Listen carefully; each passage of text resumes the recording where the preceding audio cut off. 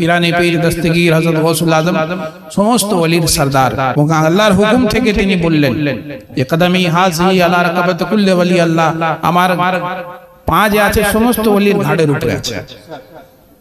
যখন ঘোষণা করলেন, যত ওলি ছিলেন সেই যুগে সবাই নিজের মাথাকে নত করে দিলেন।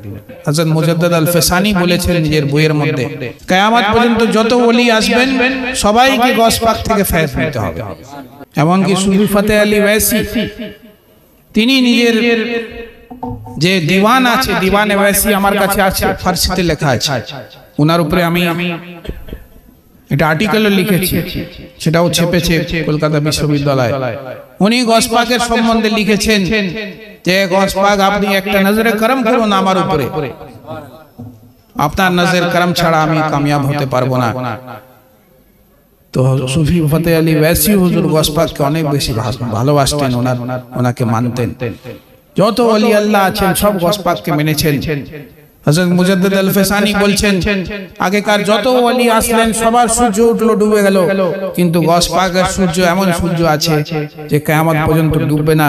যত ওলি আসবে সবাইকে গস পাক থেকে ফয়েজ দিতে হবে। গস পাকের ফয়েজ ওনার অনুমতি ছাড়া কেউ ওলি হতে পারে না। হযরত মুজাদ্দিদ আল ফেসানি মকতুবাত ইমাম রব্বানির মধ্যে লিখেছেন।